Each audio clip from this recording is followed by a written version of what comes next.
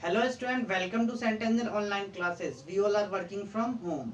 Student, I hope all of you are very well. Student, आज हम नया chapter start करेंगे, chapter 11 dual nature of radiation and matter wave. Actually student chapter 11, chapter 12 और chapter 13 तीनों ही chapter modern physics के part हैं। Modern physics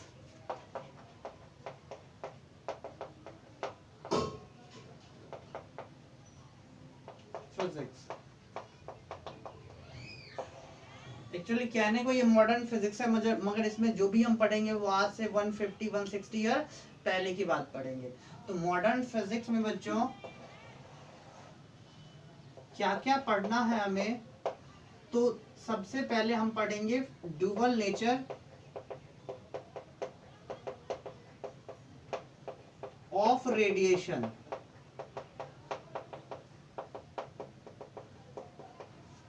and matter wave.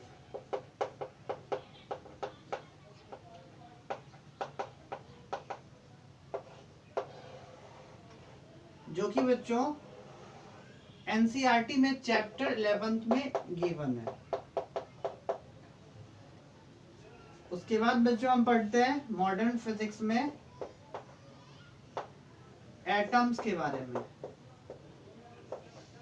It means atomic physics.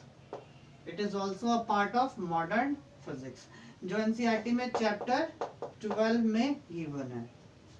And then हम पढ़ेंगे न्यूक्लियर फिजिक्स के बारे में, nuclei, which is a part of nuclear physics, and nuclear physics is a part of modern physics, जो कि NCERT में chapter 13 में given है। इट मींस बच्चों चैप्टर 11, चैप्टर 12 और चैप्टर 13 तीनों ही चैप्टर आपके मॉडर्न फिजिक्स के पार्ट है। फ्रेंड चैप्टर 13 के बाद हम चैप्टर 14 पढ़ेंगे, जो इलेक्ट्रॉनिक्स फिजिक्स के अंदर आएगा।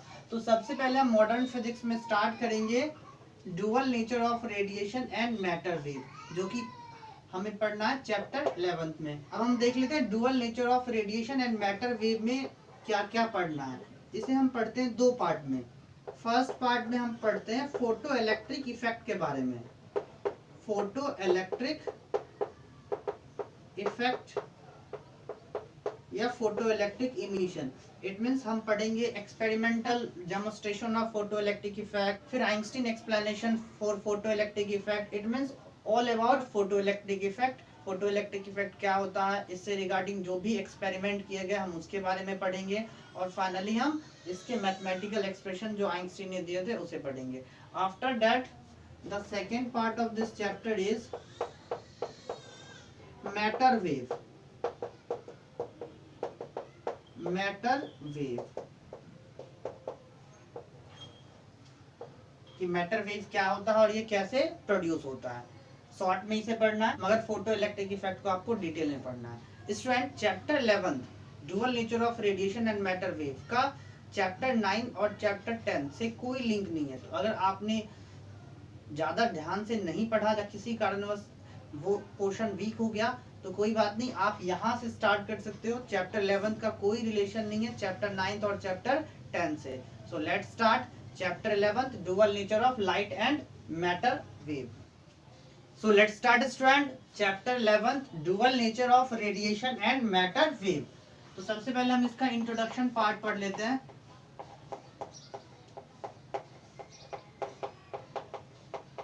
इंट्रोडक्शन स्टूडेंट जैसे कि आपने केमिस्ट्री में ही पढ़ा होगा कि इलेक्ट्रॉन बॉन्डेड होता है न्यूक्लियर फोर्स के और रिवॉल्व कर रहा होता है न्यूक्लियस के चारों साइड। मेटल के कंडीशन में या कंडक्टर के कंडीशन में अगर हम इन रिवॉल्विंग इलेक्ट्रॉन को कुछ एनर्जी दे तो वो एक्साइटेड होकर लो एनर्जी ऑर्बिट से हाई एनर्जी ऑर्बिट में जंप करता है। कंटिन्यूसली अगर हम एनर्जी उसे प्रोवाइड करें तो एक ऐसा टाइम आएगा या after certain period of time they eject out from the metal surface, यानी इलेक्ट्रॉन उस कंडक्टर या उस मेटल सरफेस से बाहर निकल जाता है। तो इसी फिनोमिना को हम कहते हैं इमिशन ऑफ इलेक्ट्रॉन और इलेक्ट्रॉनिक इमिशन, यानी इलेक्ट्रॉन का मेटल सरफेस से बाहर निकल जाना इलेक्ट्रॉनिक इमिशन कहलाता है। अब इमिशन कितने टाइप का हो सकता है, जितने टाइप से हम इलेक्ट्रॉन को एनर्जी दे सकते हैं एक्साइटेड होने के लिए। फॉर एग्जांपल अगर हम हीट सप्लाई कर रहे हैं तो उस तरह का जो इमिशन होता है उसे हम कहते हैं थर्मोनिक इमिशन। और उस कंडीशन में जो इलेक्ट्रॉन एमिट हो रहा है, अगर वो सर्किट कंप्लीट कर रहा हो, तो उस कंडीशन में जो करंट उस सर्किट में फ्लो हो रहा है, उस करंट को हम थर्मोनिक करंट कहते हैं। आफ्टर दैट, मान लो किसी मेटल सरफेस या कंडक्टर के अक्रॉस आपने एक high strong electric field apply कर दिया, तो उस इलेक्ट्रिक फील्ड के कारण क्या होगा, इलेक्ट्रॉन्स पे अपोजिट डायरेक्शन में फोर्स लगेगा, जिस वजह से electron eject out from the surface of the conductor. Conductor के सरफेस से क्या हो जाएगा, बाहर इजेक्ट हो जाएगा या एमिट हो जाएगा। इस तरह का एमिशन कहलाता है field emission. And third type of emission is, मान लो आप लाइट इंसिडेंट कर रहे हो किसी मेटल सरफेस पे, तो मेटल सरफेस पे लाइट दे रहे हो, light is a form of energy, आपने पहले ही पढ़ा है। अब जैसे ही इलेक्ट्रॉन को एनर्जी मिलेगा, इलेक्ट्रॉन हायर एक्साइटेड स्टेट में पहुंचेगा। कंटिन्यूसली अगर हम एनर्जी इलेक्ट्रॉन को देते रहे, तो एक after certain period of time electron eject out from the metal surface. Light के कारण या रेडिएशन के कारण जो इलेक्ट्रॉन का एमिशन होता है, उसे हम कहते हैं photo electronic emission. So let's start. सबसे पहले हम पढ़ेंगे इसमें इलेक्ट्रॉनिक इमिशन।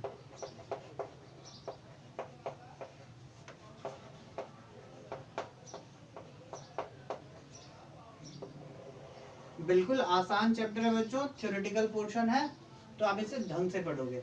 इलेक्ट्रॉनिक इमिशन क्या बताया मैंने? इलेक्ट्रॉनिक इमिशन तो किसी मेटल सरफेस से इलेक्ट्रॉन का इमिट हो जाना, इजेक्ट हो जाना ही कहलाता है electronic emission. So the phenomena of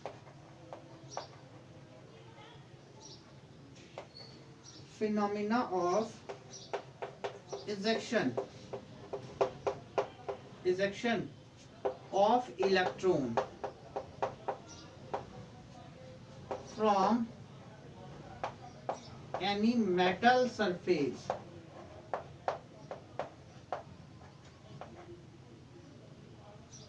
called electronic emission.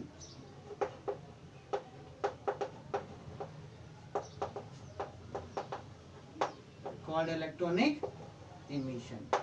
अब कितने टाइप का इलेक्ट्रॉनिक एमिशन होता है बच्चों? तो टाइप्स ऑफ इलेक्ट्रॉनिक एमिशन।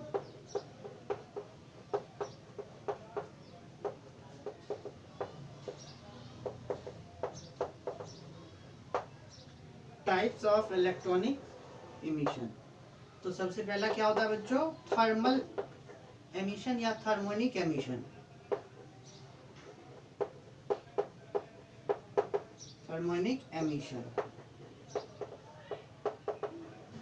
तो थर्मोनिक एमिशन में क्या होगा बच्चों? जब हम मेटल सरफेस या कंडक्टर को heat, sufficient amount of heat provide करेंगे, तो उस कंडक्टर या उस मेटल सरफेस से इलेक्ट्रॉन का इजेक्शन ही क्या कहलाएगा? थर्मोनिक एमिशन कहलाएगा। इमिशन और ejection of electron from metal surface by the application of sufficient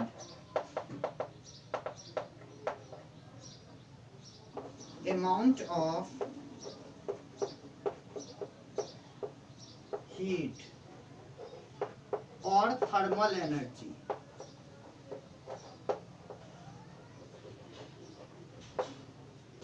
called thermonic emission.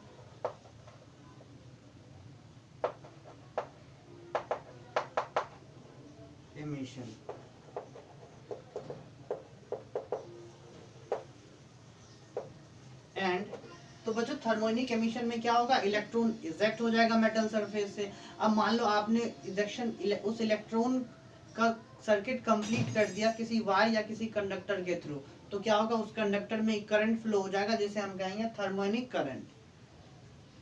And current flow due to such electron called thermonic current.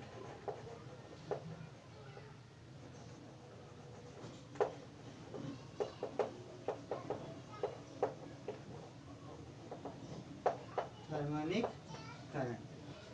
Next type of electronic emission is field emission.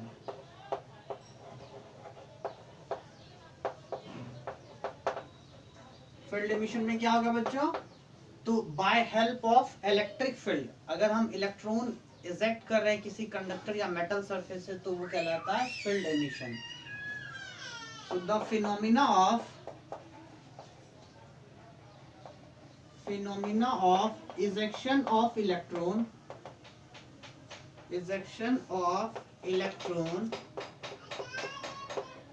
From metal surface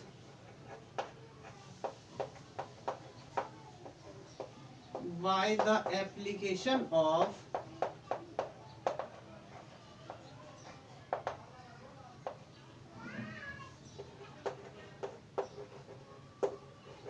high or strong electric field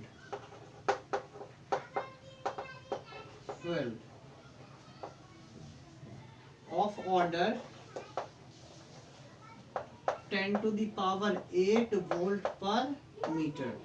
It means 10 to the power 8 volt metre के पर metre के order का अगर कोई electric field हम apply करें किसी conductor के थ्रू, यानी बहुत हाई इलेक्ट्रिक फील्ड अप्लाई करें, तो उस कंडीशन में क्या होगा, वो इलेक्ट्रिक फील्ड कंडक्टर के इलेक्ट्रॉन पे फोर्स लगाएगा, जिस वजह से electron present in the conductor eject out from the metal surface.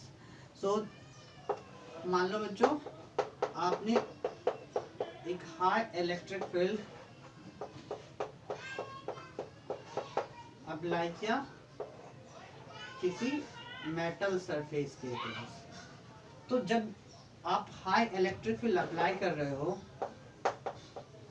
Of order 10 to the power 8 volt पर मीटर, तो ये हाई इलेक्ट्रिक फील्ड क्या करता है बच्चों, इलेक्ट्रॉन नेगेटिव चार्ज होता है, नेगेटिव चार्ज पे इलेक्ट्रिक फील्ड क्या करता है, अपोजिट डायरेक्शन में फोर्स लगाता है. तो इस हाई इलेक्ट्रिक फील्ड के कारण जो भी इलेक्ट्रॉन होंगे इस मेटल सरफेस में जिसकी एनर्जी कम होगी, वो इलेक्ट्रॉन क्या हो जाएगा बच्चों, मेटल सरफेस से बाहर हो जाएगा, इजेक्ट हो जाएगा, इमिशन हो जाएगा इलेक्ट्रॉन का, इमिशन ऑफ इलेक्ट्रॉन. और emission of electron due to electric field is known as field emission. So the phenomena of ejection of electron from metal surface by application of high or strong electric field of order 10 to the power 8 volt per meter called field emission.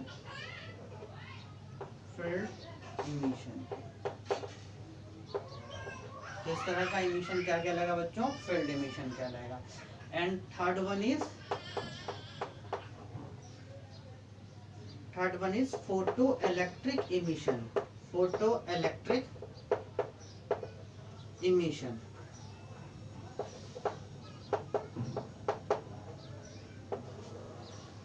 Photoelectric emission क्या होता है बच्चों, तो अभी मैंने बताया था आपको, जब हम किसी मेटल सरफेस पे लाइट इंसिडेंट करते हैं, सफिशिएंट एनर्जी की लाइट इंसिडेंट करते हैं, तो उस कंडीशन में क्या होता है, इलेक्ट्रॉन मेटल सरफेस से बाहर हो जाता है. इस फिनोमिना को हम कहते हैं फोटो इलेक्ट्रिक इमिशन.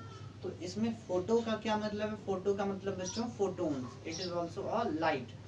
हम इसके बाद पढ़ेंगे फोटोन की थ्योरी या प्लान थ्योरी, जिसमें हम फोटोन को समझेंगे. तो phenomena of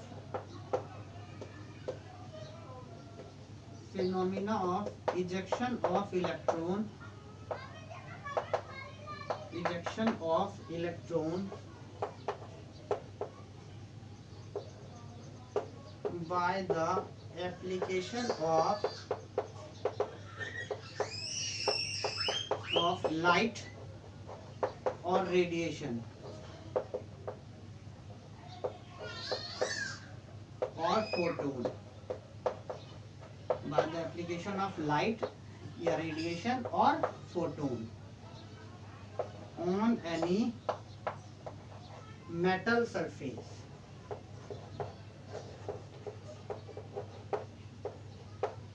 called photoelectric emission.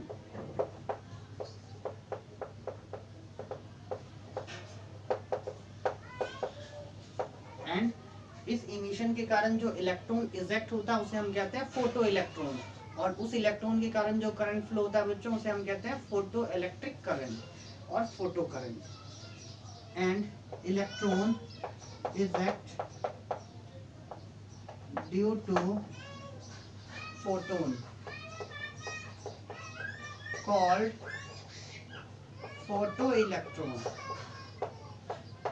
and current flow due to photoelectron called photocurrent. Now student, let's discuss about photon. So concept of photon according to Planck quantum theory. बच्चों अगर आप remind करो तो Newtonian corpuscular theory, Huygens wave theory, Maxwell electromagnetic theory आप पढ़ चुके हो। अब हम प्लांक क्वांटम थ्योरी के बेसिस पे फोटोन को डिफाइन करने वाले हैं। आफ्टर दैट हम डी ब्रोगली और डुअल नेचर थ्योरी भी पढ़ेंगे। सो जितने भी फिनोमिना आपको लाइट का मैंने बताया था, या जितने भी एक्सपेरिमेंट लाइट को लेके किए गए हैं, उन सब की स्टडी आप कर लोगे। So student, Planck quantum theory के अकॉर्डिंग लाइट किसी सोर्स से स्मॉल पार्टिकल के फॉर्म में एमिट होता है, जैसे कि मैंने आपको पहले बताया था। मगर ये पार्टिकल न्यूटोनियन पार्टिकल नहीं, ये अलग टाइप का पार्टिकल है।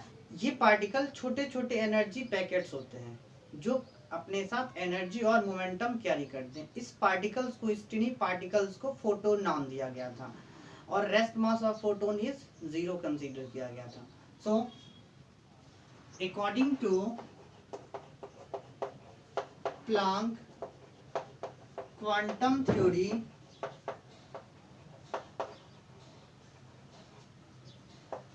light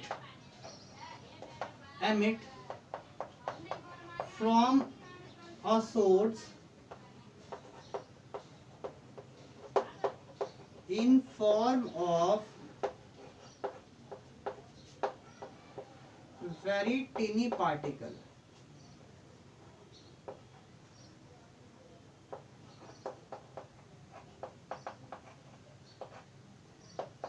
called photons.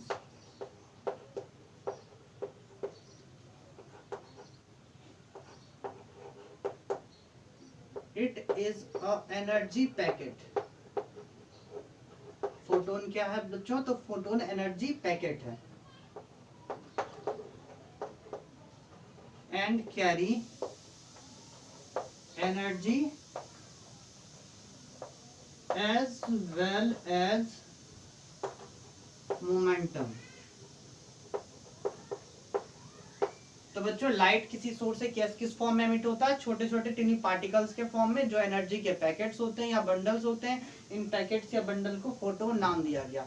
ये पैकेट्स या ये फोटोन अपने साथ क्या कैरी करते हैं? तो अपने साथ एनर्जी भी कैरी करते हैं और मोमेंटम भी कैरी करते हैं। So according to Planck, energy of one photon, यानी एक फोटोन की एनर्जी कितनी होती है बच्चों? तो एच न्यू और hc अपॉन लैम्डा। अब ये है क्या? तो यहाँ E तो एनर्जी ऑफ वन फोटोन को इंडिकेट कर रहा है, एंड H क्या है बच्चों? तो here H is a Planck constant. Planck constant, और इसकी वैल्यू क्या होती है बच्चों? तो H की जो वैल्यू होती है वो होती है 6.67 इंटू 10⁻⁻34 जूल सेकेंड। न्यू क्या है बच्चों? तो न्यू है फ्रीक्वेंसी ऑफ फोटोन, यानी जो लाइट ट्रेवल कर रही है या कहीं इंसिडेंट हो रही है, उस लाइट की फ्रीक्वेंसी। हम यहाँ लाइट को फोटोन से इंडिकेट करेंगे, बिकॉज प्लांक के अकॉर्डिंग लाइट जो आगे ट्रेवल होती है वो फोटोन के फॉर्म में ट्रेवल होती है। जैसे हाइगन्स ने वेव फ्रंट के फॉर्म में ट्रेवल करवाया था, तो हम हमेशा वेव फ्रंट के बारे में डिस्कस करते थे। प्लांक क्वांटम थ्योरी के अकॉर्डिंग लाइट फोटोन के फॉर्म में ट्रेवल करती है, तो हम यहाँ लाइट के बारे में जो भी बोलेंगे वो फोटोन के टर्म में बोलेंगे। सो न्यू क्या बच्चों? तो it is the frequency of photon, and lambda क्या है बच्चों? तो lambda is the wavelength of photon.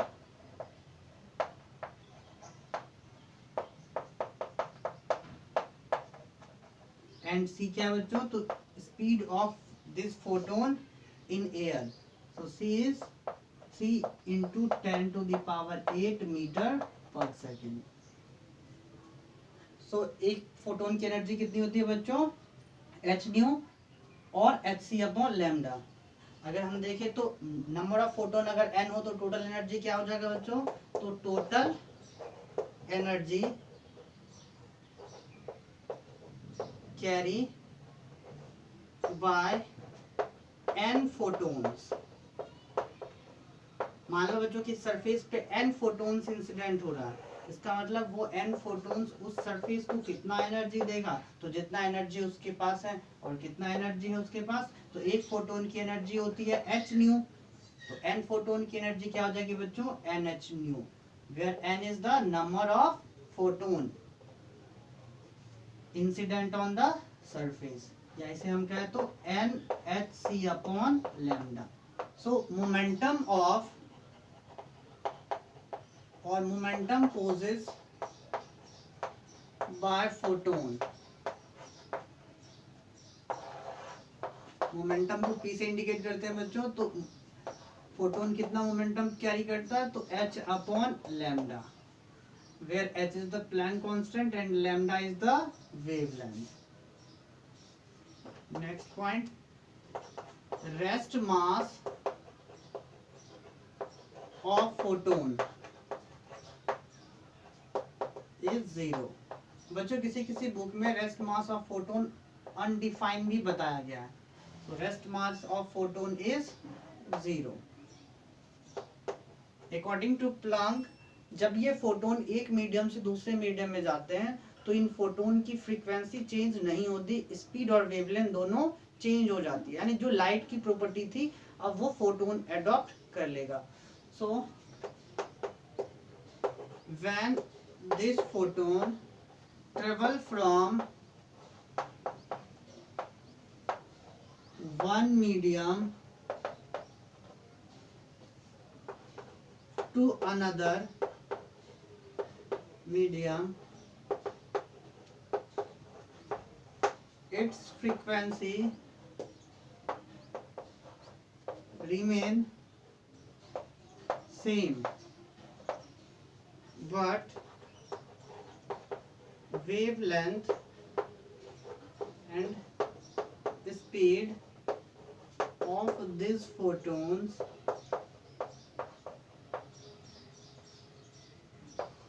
are changed.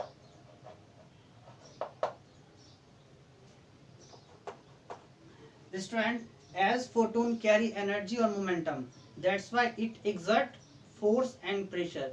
यानी फोटोन एनर्जी कैरी करता है और मोमेंटम भी कैरी करता है, इस वजह से ये किसी सरफेस पे क्या कर सकता है? फोर्स भी एक्सर्ट कर सकता है और प्रेशर भी एक्सर्ट कर सकता है। अब आप कहोगे सर लाइट तो अगर फोटोन के फॉर्म में आ रही है तो वो हमारे बॉडी पे फोर्स और प्रेशर क्रिएट करना चाहिए था, लेकिन हमें ऐसा फील नहीं होता। तो एक्चुअल में बच्चों ये फोर्स या प्रेशर क्रिएट करता है, मगर ये वैल्यू इतनी कम होती है, इतनी कम होती है कि हमें फील नहीं होता। बहुत कम अमाउंट ऑफ फोर्स एक्सर्ट करता है, वो हम देखेंगे भी। सो रेडिएशन हो, लाइट हो, ये फोर्स और प्रेशर दोनों ही एक्सर्ट करता है, but its value is not very high, that's why we does not feel anything. Since photon carry energy as well as momentum, that's why it exert force and pressure on any surface, on the surface at which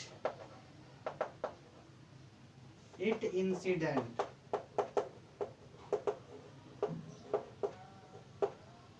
but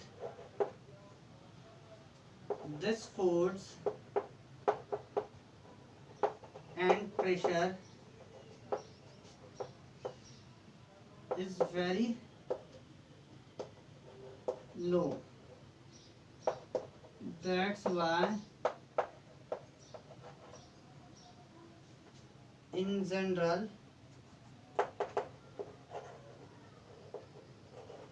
condition it is not significant. Next point, photons are uncharged particle. ये कैसे particle होते हैं बच्चों? Uncharged, uncharged particle. That's why, और अनचार्ज particle होने के कारण क्या होगा, ये इलेक्ट्रिक फील्ड और मैग्नेटिक फील्ड में डिफ्लेक्ट नहीं होंगे। That's why it does not deflect